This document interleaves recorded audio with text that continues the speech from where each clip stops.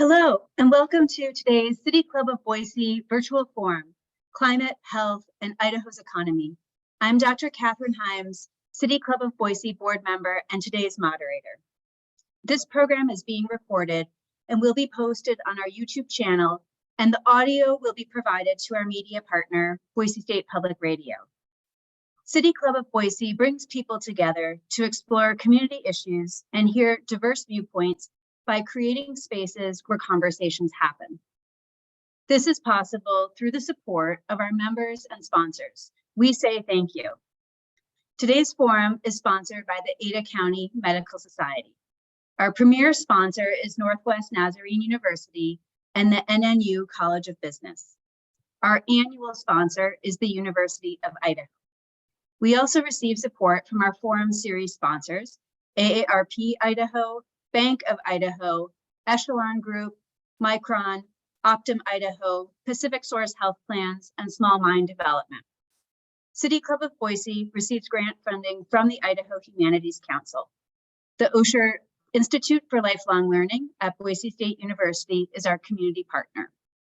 Thanks also to our media partners, which include Boise State Public Radio, Idaho Statesman, and Idaho Public Television, and thanks to our university partners, Boise State University and Northwest Nazarene University. We would like to acknowledge the ancestral, cultural, traditional, and unceded territory of the Shoshone, Bannock, and Northern Paiute people on which we are meeting today. Please remember to send in your questions for our panelists. You can use the Q&A function of Zoom, or you can email morgan@cityclubofboise.org and it will be provided to me. I'll do my best to present each question, but may group similar inquiries together in the interest of time. Now, onto our forum. It is my pleasure to introduce today's panel. Heather Kimmel is Division Director of Health Promotions at the American Lung Association. Dr. William Bill Weppner is Associate Professor and Boise Section Head of the Department of Medicine at the University of Washington School of Medicine, and he also practices primary care internal medicine at the Boise VA Medical Center. Dr. Laura Laumatia is Environmental Programs Manager for the Coeur d'Alene Tribe, and our fourth panelist is Dr. Lita Kobziar, Associate Professor of Wildland Fire Science in the College of Natural Resources and Director of the Master of Natural Resources program at the University of Idaho. A special thank you to Dr. Megan Foster from the University of Idaho McClure Center for Public Policy Research for helping to organize this forum. Welcome to you all. Each panelist will spend just over 6 minutes summarizing their experience in climate, health, and Idaho's economy, and then we'll turn to audience questions. Heather, we're ready to hear your remarks.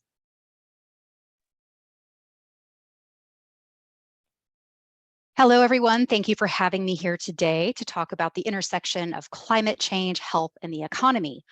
One of the American Lung Association's strategic imperatives is to champion clean air for all by working to make sure that the air we all breathe is clean, because if we're not breathing clean air, our lungs will not be healthy. And of course, air quality, climate change, health, and the economy are intrinsically linked. Next slide, please. Climate change alters temperatures across the globe and changes precipitation patterns, and these changes impact health in a number of ways. Climate change leads to more wildfire, more days of extreme heat, more air pollution, and more heat-related illness.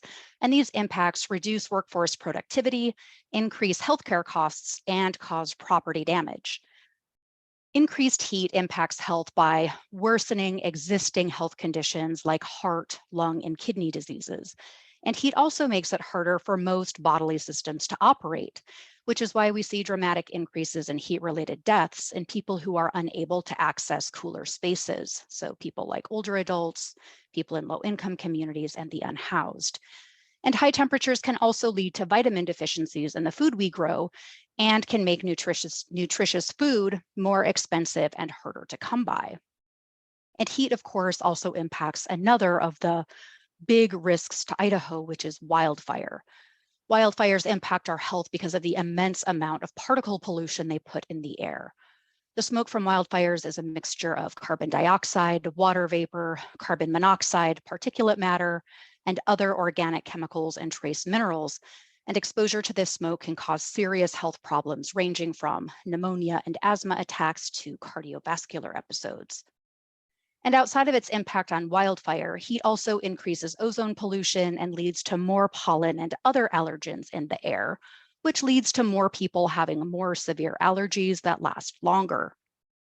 And because allergies are a key driver of asthma, this also means more asthma exacerbations, including asthma attacks. A changing climate also impacts disease vectors, as organisms that spread disease like ticks and mosquitoes relocate to locations that were previously too inhospitable for them. And climate change also causes more frequent hurricanes and 500-year floods, which devastate entire communities, contaminate water supplies, and spread disease as a result of humans and animals drinking contaminated water or being exposed to toxins in floodwater and swimming areas. And in addition to these threats, the increased exposure to stressors caused by climate change can also lead to increased depression, anxiety, PTSD, and mental health issues as people struggle to cope with the new health and economic challenges that they're facing. In Idaho, the biggest health threats caused by climate change are most likely to be increases in high heat days, increases in air pollution, both from ozone and particle pollution, and especially from the particle pollution that comes from wildfires, which we know are increasing in frequency and intensity as a result of climate change, and also increases in vector-borne diseases. And this last piece is something we don't always think a lot about in Idaho, but in 2006, when West Nile virus peaked across the country, 93% of those cases that we saw across the country did happen here in Idaho. So I want to point that out too. Next slide, please. When we talk about particle pollution, whether it's from wildfire smoke or from other sources, the reason it's so harmful is because of the very small size of these particles. The particles we're particularly worried about are PM 2.5, which are about 1/5 to 1/7 the size of a human hair. And when these little teeny tiny particles are inhaled, they're small enough that they can lodge deep into the lungs and pass into the bloodstream to cause irritation and inflammation. And wildfire smoke in particular is known to exacerbate heart and lung conditions and to increase the risks of heart attack, asthma attack, COPD attack, and to make it harder to breathe for those with other similar conditions. But even healthy adults risk coughing, wheezing, and difficulty breathing, to say nothing of the impact on young children and people who spend a significant amount of time out of doors. Next slide, please. The health impacts of climate change, though, do not impact everyone equally. And many communities of color and low-income communities are at a greater risk of poor health outcomes, as are the elderly, young children, pregnant women, and those with underlying health conditions. And these health impacts cost our state millions of dollars annually by running up healthcare costs and because of lost workforce productivity. There's really no way to talk about health without talking about economics. When people are unhealthy, their pocketbooks are impacted too. And the impacts that we're talking about exist at the individual level, the organizational level, and the community level, as you'll hear more about from our next presenters today. And the economic impacts are not just the result of healthcare expenses, but also from lost work days due to illness, and also to missing work to care for sick children or sick loved ones. We all know that when a sick child misses school, a caregiver typically also has to miss work to care for them. And to put this in perspective, the EPA estimates that lost productivity caused by climate change will cost $170 billion in lost wages alone over the coming decades. So a significant impact. And the economic impacts are also felt by healthcare systems that may not be prepared for surges of patients that are experiencing disease exacerbations. Next slide, please. There are a lot of excellent resources out there. You'll hear about additional resources from our coming presenters, but if you'd like to learn more about the health and economic impacts of climate change and opportunities to reduce them, a few really great starting points include a scientific assessment conducted by the U.S. Global Change Research Program called The Impacts of Climate Change on Human Health in the United States. And for Idaho specific information, an excellent resource is the Idaho Climate Economy Impacts Assessment, which is a nonpartisan science-based resource that connects the latest scientific research on Idaho's changing climate with economic risks and opportunities. And there's also Zeroing In on Healthy Air, which is an American Lung Association report showing health, economic, and climate benefits that would come with a widespread shift to zero emission vehicles and non-combustion renewable energy resources. And in Idaho alone, these shifts would mean a $1.8 billion public health benefit just in our state between now and 2050. And with that, I think my time is up. So send it to the next person. Thank you. Thanks, Heather. So by way of quick introduction and disclaimer, my name is Bill Weppner. I'm an associate professor at the University of Washington and a primary care provider at the Boise VA. But my views don't necessarily represent the views of those organizations. I will say that what I'm going to talk about today is grounded in my academic work and is grounded in my clinical work that I provide at the VA and at a volunteer clinic here in the Valley. And it reminds me that we spend a lot of time as scientists, clinicians, trying to reconcile evidence and make it applicable to the folks that will be impacted by that evidence. I do that a lot with patients each day. I do it with residents and medical students to try to convey to them pathophysiology and evidence and treatment. And I actually think, next slide, Megan, that the Idaho Climate Economy Impacts Assessment really helps clinicians with this, helps interested folks with this. Advance once more, Megan, just for the pop-up. So maybe go, yeah, there you go, thank you. I'd encourage you to take a look online. If you're multitasking during this Zoom meeting, you can pull it up by Googling this. But take a look. There's a lot of resources in here. I'll summarize it for the folks that don't have the time to look through, and for the members of the audience that might be participating with audio only. But the key messages of the impacts for Idaho, both in climate and health impacts, will be mainly felt in air pollution due to wildfire smoke and heat effects. There's myriad other ones, and as we go through the talk today, we'll be touching on that. But these impacts are very regional, they're very personal, and so thinking about that in context, I think, helps. Another thing that I think we need to keep in mind as we're talking about health impacts of climate change is that they are not felt equally, and those that are most vulnerable tend to be those folks that are least able to deal with them. So the very young, the very old, pregnant women, people with chronic health conditions. These are the folks that are more vulnerable and less likely to be able to deal with this. And when you think about helping to come up with solutions, we need to keep that in mind. We also need to think about communities that are adversely impacted and how they might be adversely impacted. So, urban areas will be much more subject to the heat island effect, air pollution, ground level ozone in the form of smog. Rural communities will be more likely to be affected by wildfire smoke, interface, as well as having more limited resources at times to deal with some of the challenges or climate events that might occur. And tribal populations, as we'll hear more about as we go through, are affected in a more in a deeper way based on their connection and historical connection with the land. Next slide. This is a CDC graphic that helps to outline the different causes, intermediaries, and then manifestations of health effects. And we'll see a lot of these in terms of infectious diseases, respiratory effects, nutrition, plus the population effects related to climate refugees or just shifts from climate events. But I want to focus a little bit more on a specific clinical case that helped to motivate me. Next slide. So one thing that I will often emphasize is that a story might motivate a patient or a provider more than a series of statistics or the pathophysiology.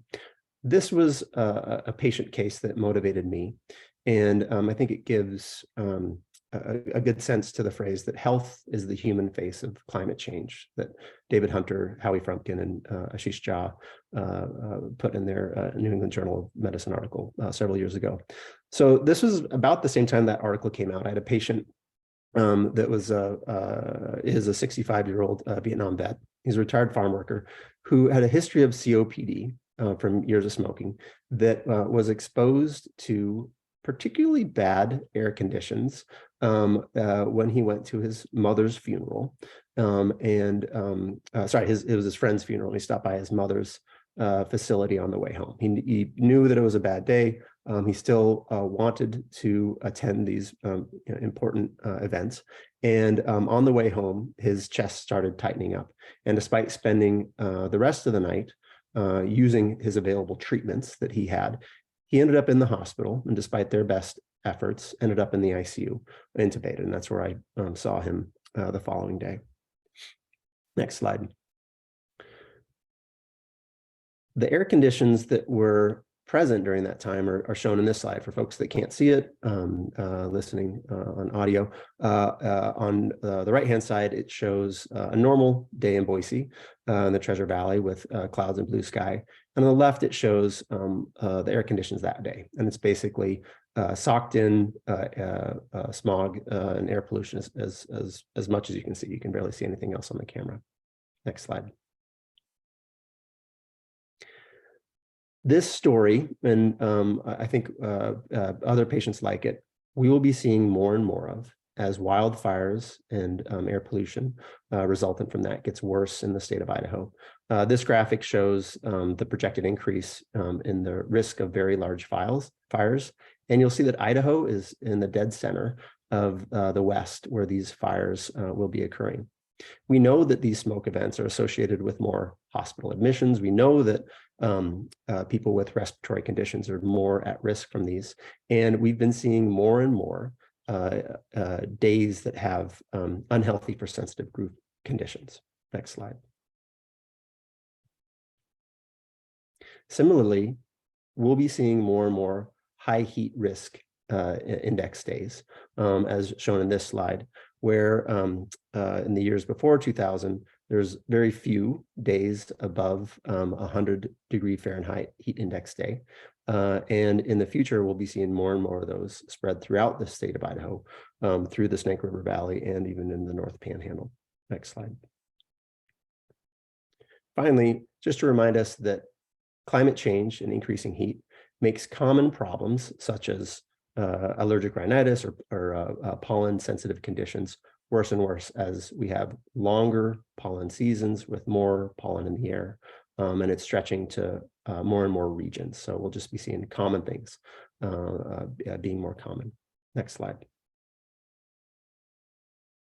With that, I'll turn it over to Dr. Laumatia to talk about impacts on the tribes. Pestwa Hinadokin, everybody. Good afternoon. Again, my name is Laura Laumatia, and I'm the Environmental Programs Manager for the Coeur d'Alene Tribe, where I have been working for about 18 years. I am not a tribal member, but I do reside here on the Coeur d'Alene Reservation. And I am looking forward to weaving amongst the physical health aspects that you've just heard about and some of the mental and emotional health impacts that are somewhat unique to tribal communities. Next slide.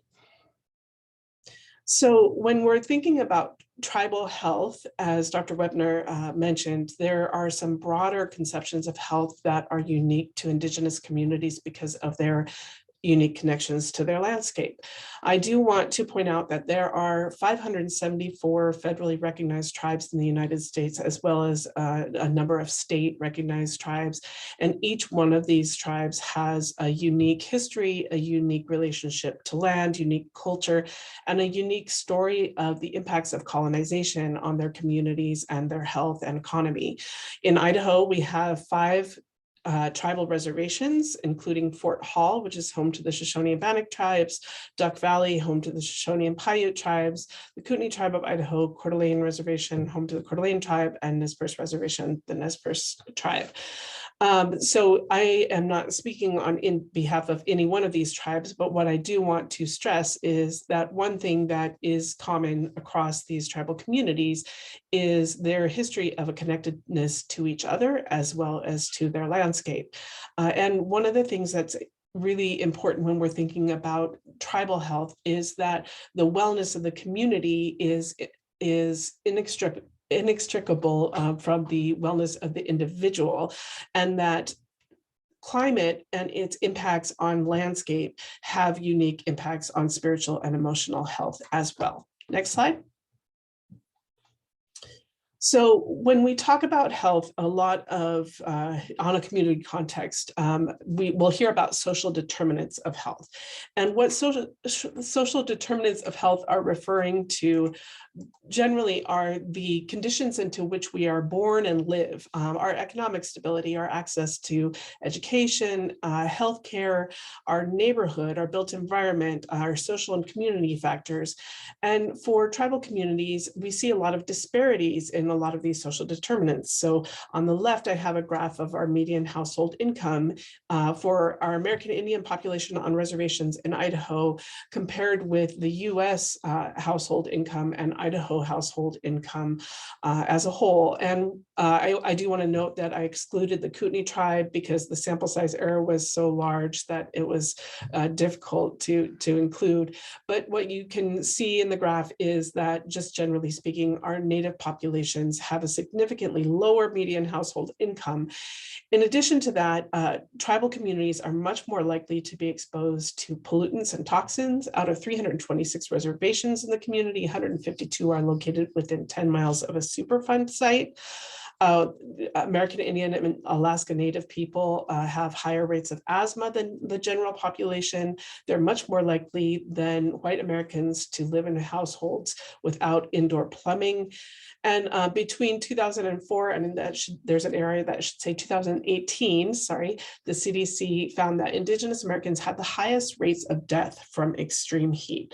So all of the things that climate change will be exacerbating will likely have a more significant toll on communities that have the least amount of resources to address them. Next slide. And here on the Coeur d'Alene Reservation, when we are thinking about things like wildfire smoke, you can see in this illustration, this is from September 12th, 2020, our air quality index hit 544 parts per million, which is literally off the scale in terms of how hazardous our air quality is ranked as. And so this is occurring in a community that has the least resources, financial resources to purchase air filters, for example, or the least likely to have air conditioning in their home and be able to stay inside with windows closed comfortably at a time when it's very dangerous to even be exposed to the outdoors.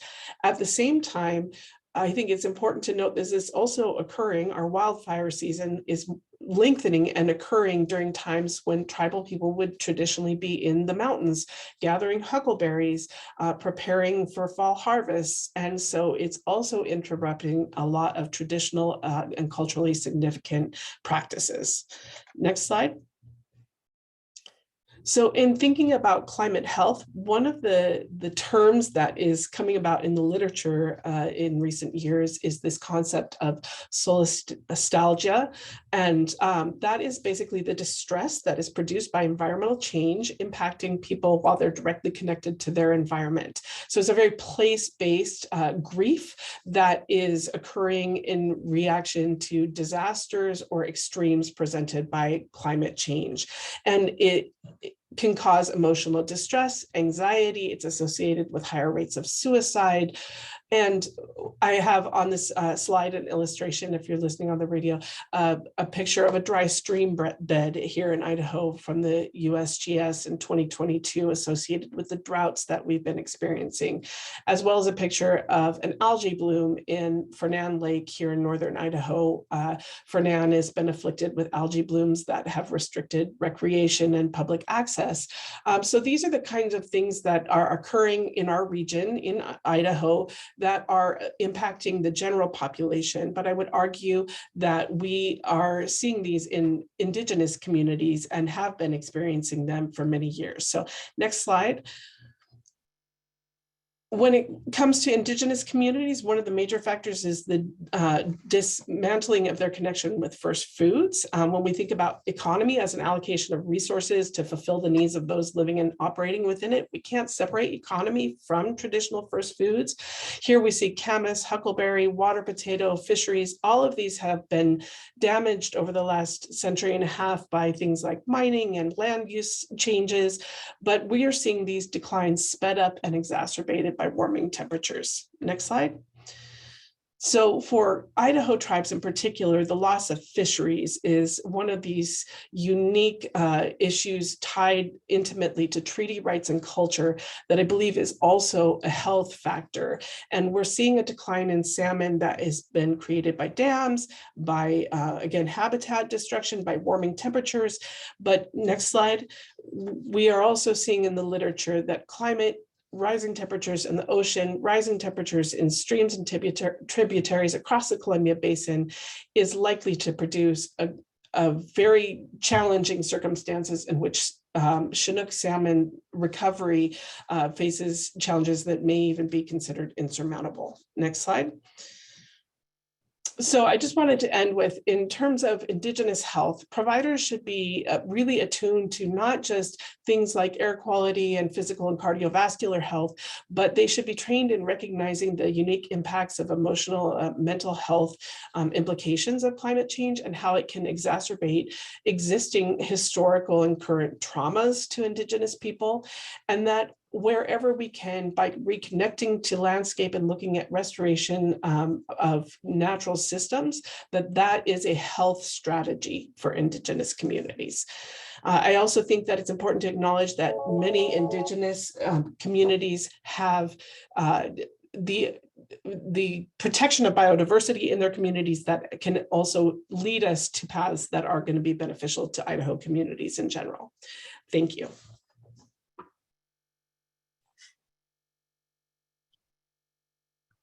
Thank you. I'm Lita Coetzee. I'm glad to be with you today. I'm an associate professor of wildland fire science at the University of Idaho. And as a wildland fire scientist, I'm going to focus a little bit on wildfire and then make a connection to human health that perhaps might be surprising to some of you. Next slide, please. As many of my colleagues here have mentioned today, we are seeing an increase in the size and the severity and the length of fire seasons across the Western US and really across North America in general. Next slide. This is having some significant consequences on things like spending at the state level. So for example, a recent analysis between 2005 and 2015 at the Policy Analysis Group at the University of Idaho showed that the state spent about $770 million annually on fires and fire-related costs during low fire seasons, and that expenditure exceeded $1 billion during high fire seasons, so years that had extreme wildfire activity. So these costs are certainly impacting all Idahoans. And if you look specifically at the trends that I'm showing here on this graphic of wildfire size in our region, some of these trends are not quite as clear when we look at smaller landscapes. But of course, Idaho's air doesn't have boundaries. And so the trends that we're experiencing on a regional level, certainly on a continental level, are going to be significant for people in Idaho, regardless of the variability that we see in the trends locally. Next slide. So why are we in this situation to begin with? There's a couple of reasons. And it's very clear from the scientific literature that climate warming and drying is responsible for longer fire seasons, larger fires, and more severe fires when they do occur. But there's also a legacy of fuel buildup that is associated with the way that we've managed fire over the past 100 years or so, which has been to focus on suppressing fire. And of course, as hopefully most of our audience knows, the ecosystems throughout the Western US, many of them are fire adapted and depend on fire. So we don't really have a choice about whether fire occurs or not. We do have some choices about how we manage it and how we use it. So this fuel load buildup has led to some fire deficits, and we can see many thousands of hectares that would normally be burning if we had our natural fire regimes still intact. Next slide.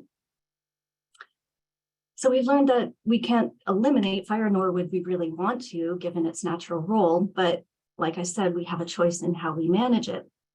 And the solutions are not really simple. But we do have some models in the US, in other regions, that suggest that we can turn the tables a little bit and think about using fire as prescribed fire. And what I'm showing here is the relationship between prescribed fire, or the ratio between prescribed fire acres and wildfires, is about the opposite in places like the southeastern US as it is in the western US. And many fire scientists and managers alike are very supportive of increasing our prescribed fire use. And this is critical also to human health. And this is because we know some things are different between prescribed fire smoke and wildfire smoke. So for example, on a per mass basis, prescribed fire produces fewer pollutants than wildfire smoke for the same amount of fuel consumed. And an analysis that I'm showing a graphic here about in the Sierra Nevada suggests that with the amount of the rate of burn and the fire intensity associated with prescribed fires versus wildfires, that the relative exposure to people is reduced by about 1/10.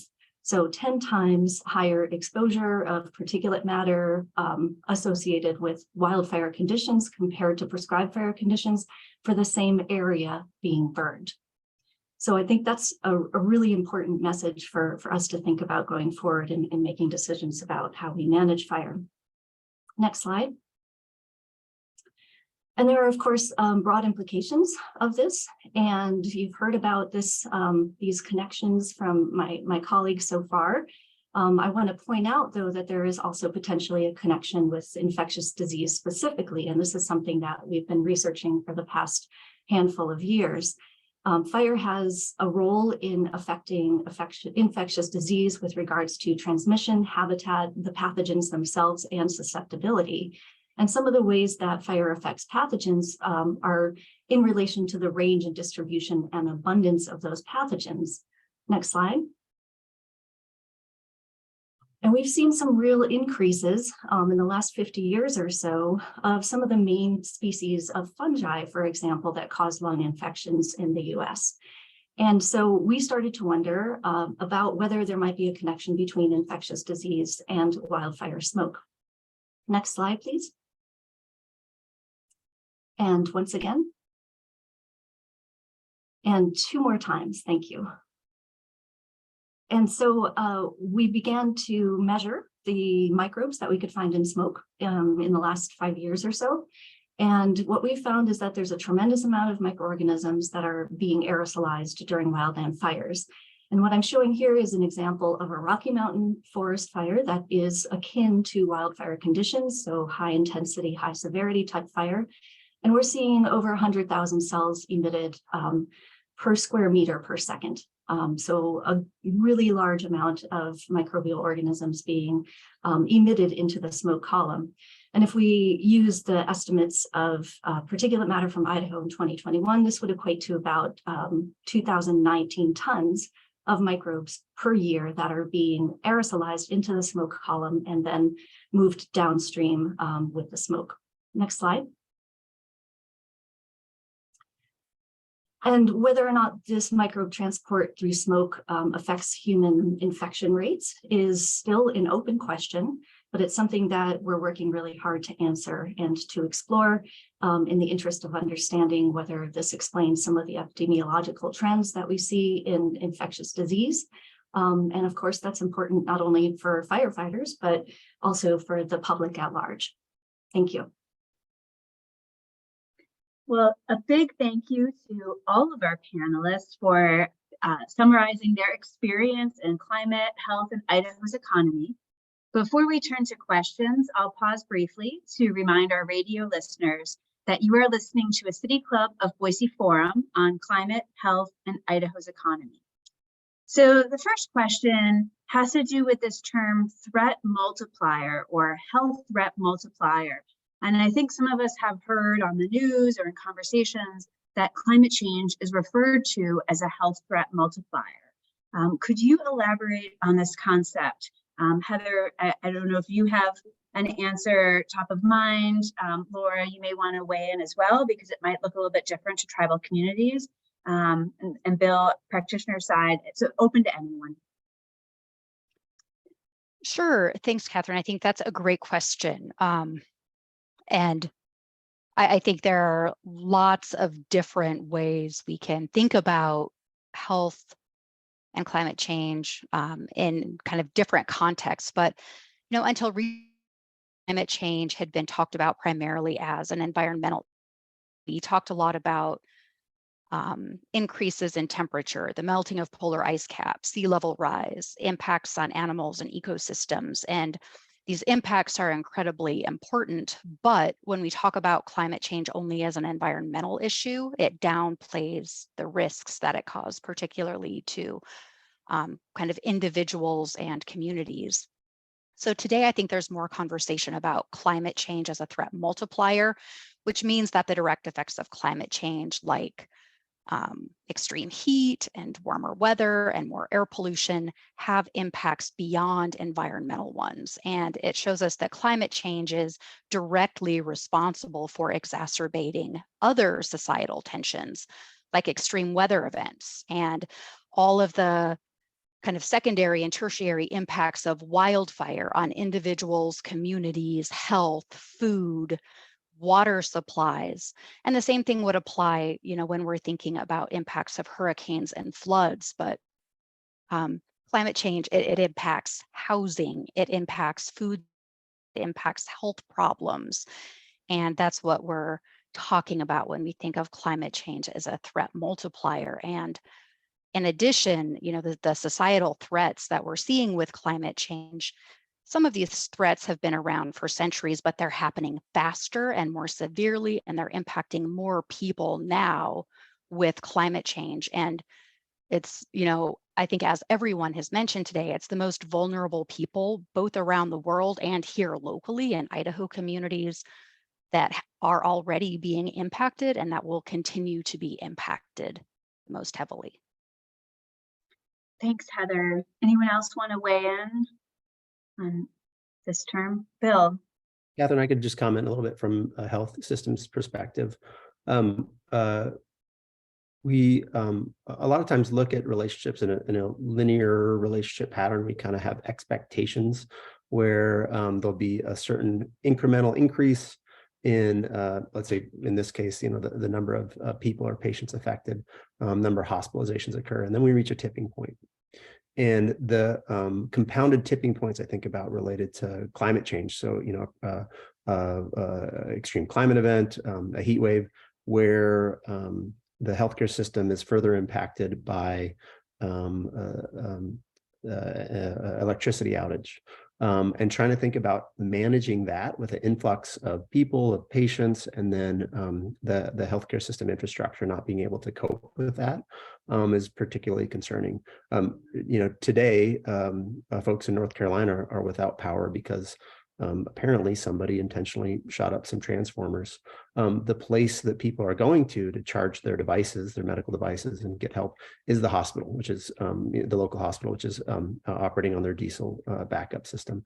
So thinking about this threat multiplier of a stress on the system, and then a wave of people that are requiring healthcare makes it even more imperative that we have redundancies to help to deal with this. Thank you. Anyone else want to jump in about how this term of threat multiplier intersects with their work on climate change and health in the economy? No. Okay. Well, Dr. Weppner, I'm going to stick with you for a moment. We have a question about what things look like from the practitioner side, specifically what things look like for people who are new in the field, who are just entering healthcare. What now is in medical curriculum, nursing curriculum, perhaps even dental that connects to this? And I think also expanding the question out to Dr. Kobziar and Dr. Laumatia, if there's anything that's coming in curriculum that really is preparing our young people for these connections. So, Dr. Weppner. Yeah, good question, Catherine. So there's a group in the Treasure Valley, I guess, it's based in Idaho, more generally called the Idaho Clinicians for Climate and Health. And there's some medical students in that group. So we've been talking a little bit about what type of curriculum for climate and health people are seeing in undergraduate and medical school settings. And it's not that much. I think about when I was in medical school and we got our 2 weeks of nutrition, which for a primary care provider practicing nowadays, I wish I had a lot more of. There's even less of that in most of the medical schools in the US and probably nationally. That being said, there are some bright spots based off of interest and the work of academics like the folks on this call. There's more and more curricula that are available for pre-graduate students and graduate students in clinical education.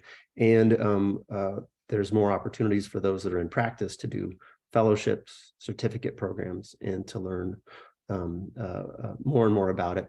There's even a report card for medical schools for how well they are teaching climate change and supporting community research and advocacy.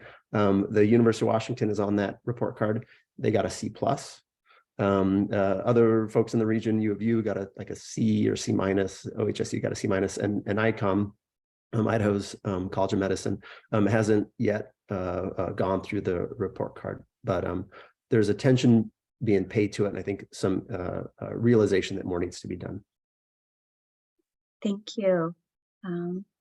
Dr. Laumatia, Dr. Kobziar, anything you want to add on how this is kind of coming into curriculum at the undergraduate level or graduate level that really is connecting climate, health, and the economy? I don't know that I'm seeing it at a university level, but where I am seeing it come in is through, for example, the Indian Health Service recognition of environmental health indicators. So you're seeing a lot more focus on whether a tribe has a climate impact assessment, issues of vectors, issues of wildfire smoke. Those are all being brought into it. Additionally, tribes themselves are developing their own health indicators. And one great example of that is the Swinomish tribe on the coast. They've really led the way in a lot of ways to develop health indicators that acknowledge things like individual and community ability to be to have access to their traditional foods, to maintain their language and cultural practices as things that are part of a climate and health context. And I see other tribes starting to develop similar indicators that are unique to their own communities. And as they're doing that, they're then also developing curricula to share that information with younger generations of their community. So it's really being driven at the community level and at the tribal level, but I don't see it making it, for example, into our K-12 classrooms quite yet. Thanks for sharing that example with us. I think it's really interesting to see what's happening community level, curricular level. So I'm glad that you raised that with us. Dr. Kobziar, did you have something to add to the curriculum kind of conversation or training broadly, if we want to kind of expand the question? Yeah, I just wanted to mention that, I think one of the things that I think is really clear to everyone here is that the relationship between what's happening with climate change and its effects on human health are really all translated through the natural environment. So it's one reason why including curricula that addresses that connection is really critical. And it's certainly something that we do in the College of Natural Resources, especially in our graduate programs. But I also wanted to highlight a really cool program called Idaho IMBRE, the Idea Network for Biomedical Research Excellence. And that program sponsors students at the undergraduate level to do research in biomedical concepts. And it has funded students to look into those connections specifically.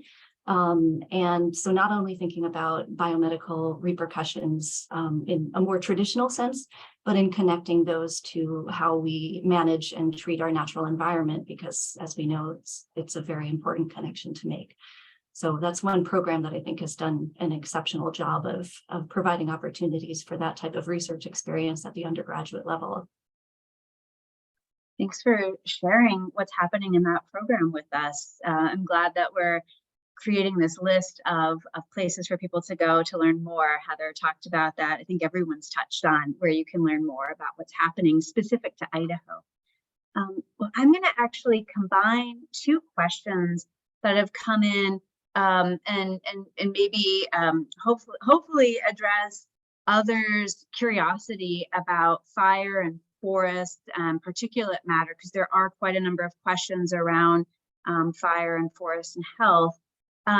So one question is about how we manage conflicts and needs on public lands and potential impacts to Idahoans and communities, so specific to fire. And kind of coupling that with another question that's around, are there opportunities for communities? Are there incentives? Are there ways that communities can really prepare for this intersection of climate health and the economy? So I think there's sort of this fire intersection with this question of community preparedness. Wondering who's game to go first. Maybe I'll just get us started. It's a really hard question. That's probably why we're all pausing. You know, there are certainly conflicts and needs that have to be accommodated in managing and making decisions about fire management. And there are a lot of people who are working on that topic.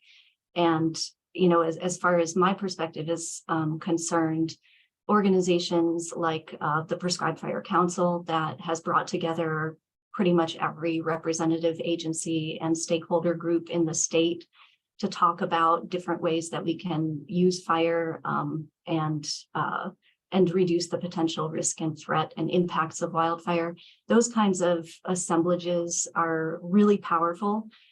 They get people talking across boundaries and thinking about collective solutions to problems that are really widespread and felt by all of us. So there are definitely organizations that are working on promoting those kinds of solutions, and cooperation on the landscape is really critical to finding solutions. Thank you, Dr. Kobziar. Other thoughts about this intersection of fire management, what that looks like at the community level, how it really intersects with climate, health, and the economy. Dr. Weppner. I was just going to say I wasn't aware of the relatively lower air pollution generation from controlled burns versus uncontrolled burns. So I think it was really interesting to see that, and having more information around that to be able to inform fire management. You know, I think a clinician would think a burn is a burn is a burn, and the amount of air pollution or particulate matter in the air would be the same. But it's great to see some empiric evidence or guidance to let us know that there might be better ways to do it. So I think we need more of that. I would just say that, tribes in Idaho and in the region historically used fire extensively to manage their lands for elk habitat, for huckleberries. And so cultural burn was a part of the traditional knowledge of Idaho tribes. And we're seeing a lot of research and intention going back into promoting opportunities to restore cultural burning, but policy lags a little bit behind in terms of how these things can be allowed. And I think there's a lot of room for building stronger partnership across state, local, federal agencies with tribes to take advantage of that millennia of knowledge of use of fire that can be beneficial in the way that Dr. Coeur mentioned. Yeah, I think it's really interesting to think about what are opportunities for communities when we have, large scale threats like wildfire. And there's a tendency to think that maybe there isn't a lot that communities can do. But one of the trends that we're starting to see is, thinking about how we can create safe spaces in communities that people who don't have air conditioning at home or who are unhoused, where are the safe spaces that they can go to have shelter from poor air quality and from the impacts of high heat. So lots of communities are starting to do things like set up cooling centers and clean air centers where people can go to help protect their health in events like this. And that is something that, I think is very manageable at a local level. And also I think about the infrastructure. So how do we get older adults in homes, from their homes to these places? Right now, low income housing is not required to have air conditioning. And as air conditioning becomes more important with high heat days, how do we think about changing some of those policies or figuring out how to get people from point A to point B so they can get to these sheltered places that can protect them from poor air quality and high heat? Well, thank you, everyone, for weighing in on that question, an intersection question. There have been several questions around particulate matter and vehicles. I wonder if this is driven by the fact that today in Boise, I think we're having a very significant inversion. We have a lot of air stagnation here.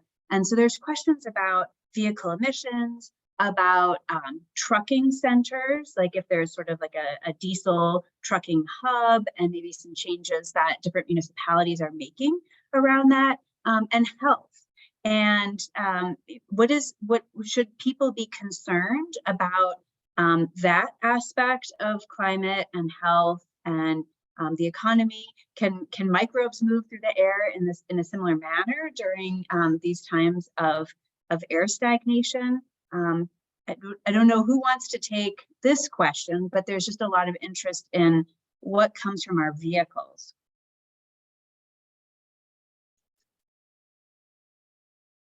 I could start, although there's people on this call a lot smarter than me about it. But I think that we've seen again and again evidence that air pollution from whatever source, and in Idaho it tends to be vehicle unless point source, it is not good for people's vascular systems. It's not good for their lungs, and the root causes, or the fact that our built society rests on internal combustion engines and not on human-powered activity, also contributes to the same problem. So cities, counties being smart about that and acknowledging that and realizing that there's going to be costs related to hospital admissions, chronic illness, days lost, that would be great. It's pretty long-term vision in a Idaho environment that tends to be anti-regulation, so it could be a tough sell. But I think, again, reminding folks that these are things that are impacting our family members, ourselves, our community. There are ways to redirect, resources to support active means of transportation and safer sources of energy and transportation. Is a good thing to keep working on. I'm glad there's folks on this call that are bringing it up. Yeah, I think it's a good and really complicated question. There is so much data that shows the direct line between exposure to air pollution and including exposure to emissions from vehicles and electricity generation and health outcomes. And, one of the reasons that we see incidences with higher rates of lung disease and heart disease in communities of color and low income communities is because those are the communities that tend to live next to major transportation corridors and major sites of electricity production. And so there is that increased exposure to particle pollution over time. So that's very much a trend that we see and should be aware of. So I think anytime there are increases in heavy vehicle transportation, we have to be aware that that is going to come with increased exposure for the people nearby and the pattern of known health impacts that comes with that. And, that makes the transition to cleaner emissions vehicles and cleaner energy that much more important. And, this is another big question about what can we do about this at the local level. And, I think as others have mentioned, thinking about what localities can do to increase the ability for people to travel safely without having to get in a vehicle with a combustion engine, making it safer and easier and, for people to use sidewalks and to ride their bikes. And, public transportation is a really fraught issue and one that we all know the many struggles about. But I think right now, a lot of the changes that are most viable can happen at the local level. So taking advantage of those opportunities, we have communities that are in the midst of long-term strategic planning for thinking about what the future of the city is going to look like. And this is an issue that hopefully will be a large part of those conversations. Thank you. I'm going to try to do two things before we come to the conclusion of this forum. We have a question for Dr. Kobziar and Dr. Laumatia, future directions of your work. So if you can touch on that briefly. And then for all of our panelists to come to you for final thoughts, like 20 seconds of final thoughts. So I'll go to Dr. Kobziar first to hear future directions of her work briefly. Sure. So we are right now investigating whether we can determine that there is a connection between the organisms that we're finding in smoke and human disease. So we're working with a number of different universities and people involved in epidemiology and medical science. And that's kind of the question. That's the next big question that we really want to determine. So that's our next big step. Thank you. Dr. Laumatia, what's next for you with your work with the tribe? So the tribe is kicking off our adaptation planning process over the next several years, and we're focusing primarily on water and energy resilience. We think that by being able to build out our energy security and develop microgrids and renewable energy, that we're going to be improving the health of our community in multiple different ways, as well as the health of our economy. And we are focusing a lot on landscape restoration. Again, that nature community connection we think is critical to the resilience and health of the community going forward. Thank you. So let's go around to all the panelists and in about 20 seconds, share any final thoughts you have, whether it's a resource that you really would love our listeners to use, or something that hasn't been said today and you really want to mention it in this climate, health, and economy connection. So we'll go and I'll just watch for who comes off mute. See who's ready. I can go, Catherine. Great. So a couple of things that I've learned just from spending time going to lectures on this and talking with folks is that we're all thinking about climate change in one form or another, and beginning to talk about it with each other, beginning to look for some of the impacts as well as some of the solutions is the way that we can move forward. And there's a lot that we can do once we start to understand some of the impacts And then the fact that other folks are thinking about this, working about this, and we can collaborate with them. So message for hope about working together to help to attenuate the impacts. Thank you. I would just touch on something that Heather had mentioned, that a lot of these solutions are local. I think that a lot of the work that we can do to improve our built environment, walkability, improving greenery, they're all going to be collectively beneficial to our health. But I think that we need to be paying attention to equity and all of this across Idaho, across our indigenous communities and rural communities. Many small communities don't have the resources to invest in multiple factors of mobility and planting trees in their community and things like that. So if we can really focus on equity for those who need it most, I think we'll all come out healthier in the end. Thank you. And I'll add a note on the side of optimism and hopefulness, because I think that a lot of conversations around climate change and impacts and health and economy start to feel pretty grim. But I do think there is a lot of personal, individual agency involved. We all get to make decisions about how we eat, how we get from point A to point B, how we talk to others about this issue, and how we engage in our communities and use the influence we have, whether it's in our household, our workplace, our peer group, to be advocates for the things that we need to protect our community's health. Thank you. Dr. Kobziar, the last word. Well, I think I would be optimistic as well and leave on a note of optimism. I mean, climate change is requiring that we think differently about things, but we have always been able to do that.